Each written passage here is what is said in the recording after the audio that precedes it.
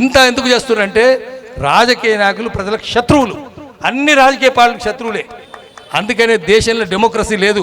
Democracy ఉంటే ప్రజల పరిపాలన, ప్రజాస్వామ్యం ఉంది దేశంలో అని నా శత్రువు అంటుండంటే వాడు బద్మాష్ గాడు, నా మిత్రుడు అంటుండే బేకూఫ్ గాడు. దేశంలో క్లెప్టోక్రసీ ఉంది. క్లెప్టోక్రసీ అంటే పొలిటికల్ సైన్స్లో దొంగల రాజ్యం, చోరతంత్రమే ఉంది. అందుకని కొత్త రాజకీయ సంస్కృతి రావాలి, కొత్త రాజకీయ పార్టీ కూడా రావాలి. అన్ని పార్టీలు కట్టగట్టి ముసినది మురికాలు ఎత్తేసేయాలి, తొక్కాలి.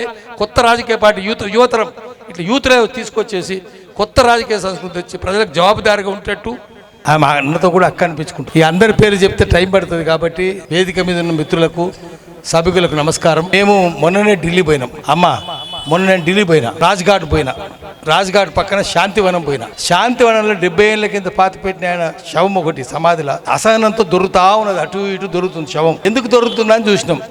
అది ఎవరిదో తెలుసా? జవహర్లాల్ నెహ్రూది.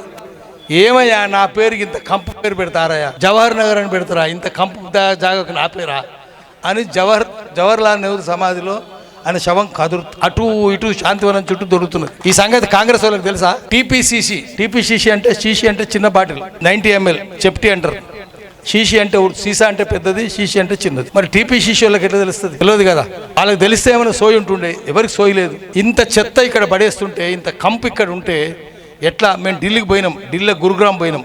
గురుగ్రామ్ దగ్గర కూడా ఇట్లా డంపింగ్ యార్డ్ ఉంది. అక్కడ ఉన్న చూసి తెలుసుకోవాలి. అక్కడ చెట్లు నాటినరు, మొక్కలు నాటినరు, గాలికి ఎగరాయి, నీళ్లు కొడుతుండ్రు, నీళ్లు కొడితే కూడా ఎగరాయి. ఎందుకంటే అది పైకి వస్తే, గాలిలో వస్తే, మనం పీలిస్తే రకరకాల బ్యాక్టీరియా ఉంటుంది, అన్ని రోగాలే వస్తాయి. సిలికాసిస్, దుమ్ము పీలిస్తే సిలికాసిస్ వస్తుంది. అట్నే పక్కన జైపూర్ పోయినాం, కిషన్ గఢ్ ఉంది, అక్కడ కూడా డంపింగ్ యార్డ్ ఉంది జైపూర్ది. అక్కడ కూడా చాలా జాగ్రత్త మంచిగా పెట్టింది. మనుషులందరూ పోయి వాకింగ్ చేస్తారు, పైకి మంచు కురుస్తుంది, ఎడారే కానీ మంచులు ఎక్కువ దూరంకి వెళ్ళి చూస్తే వాకింగ్ చేస్తారు. అక్కడ ఎంత బాగుంది. హైదరాబాద్ ఇట్లా ఎందుకు ఉంది? పరిపాలకులకు సోయి ఎందుకు లేదు? ఏ పార్టీ అయినా రానిడు, సోయింది వాళ్ళకు, సోయి లేదు వాళ్ళకు. ఎందుకంటే మన చేతిలో రాయి లేదు. మన చేతిలో రాయి ఉంటే వాళ్ళ మెదడులో సోయి ఉంటుంది. వదిలేస్తున్నాం కదా, మనదే తప్పు, పౌర సమాజంతో తప్పు. పౌర సమాజం లేచి కూర్చోవాలి, రాజకీయ నాయకులు ఎవరికి లేచి కూర్చోరు. ఇక్కడ ఎందుకు మందు కొట్టిస్తున్నారు? ఇన్ని మందులు 360 షాపులు ఉన్నాయి కదా. ఒక్కొక్క షాపు తిరిగితే ఈ కాలనీలలో ఏడాది అయిపోతుంది. రోజు ఒక షాప్, మళ్ళీ పోయిన షాపుకి మళ్ళీ పోకుండా పోవాలంటే ఏడాది అవుతుంది. 360 షాపులు ఉన్నాయి, బెల్ట్ షాపులే. మరి ఎందుకు పెట్టిండ్రు ఇది? గంజాయి ఎందుకు ఉంది? కొకాయిన్ కూడా ఉంది. చూస్తున్నాం కదా రాజకీయ నాయకులు, రోహిత్ రెడ్డి లంగా దొంగ లఫంగా, రాజకీయ నాయకులంతా లంగలు దొంగ లఫంగలే. హైదరాబాద్లో చెప్తారు, సియాసత్ కా మానే చోర్ బద్మాషోంకి బారాత్. దొంగలు దుర్మార్గుల ఊరేగింపే.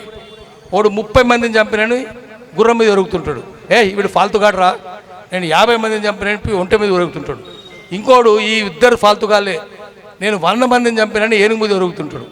ఆ ఏనుగు మీద ఊరేటువంటి టికెట్ ఇస్తేందుకు అన్ని పార్టీలు పోటీ పడతాయి. నా పార్టీ టికెట్ తీసుకోరా, నా పార్టీ టికెట్ తీసుకోరా. అందరూ చోర్ బద్మాషంకి బారాతే కదా. మరి వాళ్ళని తీసుకుంటే ఏమవుతుంది? వాళ్ళతో ఏం కాదు, మనమే తీసుకోవాలి, మనమే బెత్తం తీసుకోవాలి, ఒక్కొక్కని ఈ పగలు కొట్టాలి. ఆఖరికి ఏమైంది? ఇక్కడ చెత్త పడేయొద్దని నేషనల్ గ్రాండ్ ట్రిబ్యునల్, అది హైదరాబాద్లో పెట్టారు కానీ చెన్నైలో ఉంది. పోతే లాస్ట్ ఇయర్ అక్టోబర్ 29 నాడు ఆర్డర్ ఇచ్చింది, ఇక్కడ చెత్త పడేయొద్దని ఇచ్చింది. ఏమైంది ఆర్డర్? ఆ ఆర్డర్ కూడా తీసుకుపోయి చెత్త పుట్టలుగా పడేస్తున్నారు, చెత్త కుప్పలు పడేస్తున్నారు. ఎందుకు ఇట్లా అవుతున్నది? ఎందుకు ఇక్కడ మందు తాగిస్తున్నారు? ఎందుకు గంజాయి, ఎందుకు కొకాయిన్ అంటే ఈ వాసన తెలియకుండా. మందు కొట్టినోడికి ఏం తెలుస్తుంది? వాసన తెలియద్దంటే ఫుల్ మందు బారాలి. మందు బారుతూనే ఉంది. విమలక్క చెప్పింది ఏమి, ఆఖరికి ఈ డీలర్షిప్లన్నీ ఎవరి కంపెనీ ఏమో అమెరికా ఉంది, షావాలస్, యునైటెడ్ బ్రూవరీస్, మెక్డోవెల్ అంతా IMFL అంటే ఇండియన్ మేడ్ ఫారెన్ లిక్కర్, విదేశాలదే.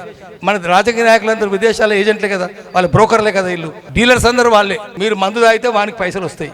మందు తాగినాక మీరు మాట్లాడకుండా ఉంటే వాడు ఏ దొంగ పనులు చేసినా మంచిదే. మందు తాగినోడు ఏం మాట్లాడతాడు? ఏం మాట్లాడు. ఆ తర్వాత మందు తాగినాక అక్క చెప్పినట్టు గొట్టం పెడితే పైసలు వచ్చాయి. తాగినోడు నిజం మాట్లాడుతాడు, నిజమే. అది కూడా నువ్వు నిజమే మాట్లాడుతున్నావు, కరెక్ట్. ఆ తర్వాత వాడు తాగి చచ్చిపోతే, తాగి రోగాలు వస్తే ఆసుపత్రులు వాళ్ళే కదా, ప్రైవేట్ హాస్పిటల్ అని. ఆఖరికి కేసీఆర్ది యశోద ఉండే, విశ్వేశ్వరరెడ్డిది అపోలో ఉండే. ఇప్పుడు నేను మెడికవర్ నాదే అని చెప్తుండే సీఎం. కిమ్స్ కామినేనేమో చంద్రబాబు నాయుడు, అందే వాళ్ళే. అట్లా పైసలు వస్తాయి. చచ్చిపోతే జనాభా తగ్గుతుంది. మరి ఎన్ని లాభాలు ఉన్నాయని పెంచుతున్నారు వాళ్ళు. మరి మనకు సోయి ఉండాలి కదా, పౌర సమాజం చేతుల్లో రాయి ఉండాలి కదా, బెత్తం ఉండాలి కదా. ఎందుకు తాగిస్తున్నారు ఇది? అందుకనే మనం చేయాల్సింది ఏంటంటే, ఇక్కడ జవహర్ నగర్లో మనం మౌనంగా ఉన్నంత కాలం ఇట్లనే ఉంటుంది. మౌనంగా ఉండొద్దు, అందరు కలుపుదాం. ముందు మద్య నిషేధం, విమలక్క నాయకత్వంలో మద్య నిషేధం రావాలి. మందు కొట్టనే వద్దు, మద్య నిషేధం లేకపోతే ఇట్లనే ఉంటుంది. విదేశాల ఏజెంట్లే అవన్నీ, విదేశీ మద్యం కంపెనీలే, విదేశీ అవన్నీ ఐఎంఎఫ్ఎల్, దాని పేరే IMFL, Indian made foreign liquor. కళ్ళు చెట్లున్నాయా? పద్ధతి ప్రకారం రాజకీయ నాయకులు కళ్ళు చెట్లన్నీ కొట్టేసారు. కళ్ళు బాగా పులిస్తే సాచురేటెడ్ ఫర్మెంటేషన్ తర్వాత 8% ఆల్కహాల్, దగ్గు మందులు కూడా 6% ఉంటుంది. అది తాగినోనికి ఎవరికి రోగం రాలే, కిడ్నీ రోగం రాలే, హార్ట్ ప్రాబ్లం రాలే, సిరోసిస్ ఆఫ్ లివర్ రాలే, కార్సినోమా ఆఫ్ లివర్ రాలే, ఏమి రాలే. ఇవి తాగినాక ఆయన వస్తుంది 42 to 48% ఇది ఆల్కహాల్. ఇంత ఎందుకు చేస్తున్నారంటే రాజకీయ నాయకులు ప్రజలకు శత్రువులు, అన్ని రాజకీయ పార్టీలకు శత్రువులే. అందుకనే దేశంలో డెమోక్రసీ లేదు. డెమోక్రసీ ఉంటే ప్రజల పరిపాలన, ప్రజాస్వామ్యం ఉంది దేశంలో అని నా శత్రువు అంటుండంటే వాడు బద్మాష్ గాడు, నా మిత్రుడు అంటున్నాడు బేకూఫ్ గాడు. దేశంలో క్లెప్టోక్రసీ ఉంది. క్లెప్టోక్రసీ అంటే పొలిటికల్ సైన్స్లో దొంగల రాజ్యం, చోరతంత్రమే ఉంది. అందుకని కొత్త రాజకీయ సంస్కృతి రావాలి, కొత్త రాజకీయ పార్టీ కూడా రావాలి. అన్ని పార్టీలు కట్టగట్టి ముసినది మురికాలు ఎత్తేసేయాలి, తొక్కాలి. కొత్త రాజకీయ పార్టీ యువతరం ఇట్లా యూత్రే తీసుకొచ్చేసి కొత్త రాజకీయ సంస్కృతి వచ్చి ప్రజలకు జవాబుదారీగా ఉండేటట్టు. హైదరాబాద్లో ఏ కంపెనీలో ఉండదు, మందుల కంపెనీలు ఎట్లుంటాయి? అన్ని మందుల విషయమే కదా మందుల కంపెనీలు. ఇదెంత ప్రమాదమో, ఏ ఫార్మా కంపెనీ పెట్టినా అంతే ప్రమాదం. ఇక్కడ ఉన్నంత ఫార్మా విషయం ఇంకెక్కర్లేదు. స్వీడన్ నుంచి వచ్చి పరిశోధన చేసిపోయింది విషయం ప్రమాదం అని. ఆ మందుల కంపెనీలు పెట్టిన హైదరాబాద్ 92 పాశమైలారం, పటన్ చెరువు, గడ్డపోతారు, 92 మందుల కంపెనీలా. ఒక్కొక్క మందుల కంపెనీ ఈ జవహర్ నగర్ డంపింగ్ యార్డ్ ఎంత ఉంటుందో అంత విషయం చెబుతుంది. మొత్తం విషయమే అక్కడ. అందుకని రాజకీయ నాయకులు ఒక్కొక్కరు అందరికి ప్రజల శత్రువులే. ఒక్కొక్కరిని గల్లా విప్పాలి, వాని చెప్పులతో కొట్టాలి. ప్రజల సంస్కృతిని మళ్ళీ తీసుకొని రావాలి. నేను ఒక చిన్న జోక్ చెప్పి ఆపేస్తాను. రోజు రాజకీయ నాయకులు కొట్టుకుంటారు, పగటిపూట కొట్టుకుంటారు. అరే నిన్ను చీరుతారా అంటే నిన్ను చీరుతారా, పగటిపూట చీరుతారా అంటారు. రాత్రి క్లబ్లో కూర్చుకొని చీర్స్ అంటుంటారు. టోస్టింగ్ పార్టీ, ఫీస్టింగ్ పార్టీ రాజకీయాలంటే. జోక్ ఏంటంటే ఒక రాజకీయ నాయకుడు దొంగ పనులు చేస్తున్నాడు, అధికార పార్టీ వాడు. ఇంకోటి పక్కన ప్రతిపక్ష పార్టీ వాడు ఉన్నాడు.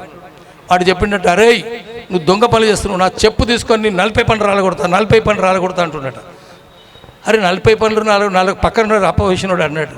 అరే 40 ఉంటాయా పనులు, 32 ఉంటాయంటే, అరే ఊరుకో వాని 32 నీ 8 అన్నాడు. అట్లా అందరూ కలిసే ఉన్నారు. అందరు బూత్ పని రాలగొడుతుంది తప్ప కాదు.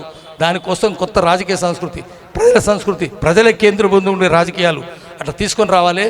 కొత్త ప్రజలకు జవాబుదారీగా ఉండే రాజకీయాలు తీసుకొని రావాలి. అంతే తప్ప దొంగలకు జవాబుదారీగా ఉండేది కాదు.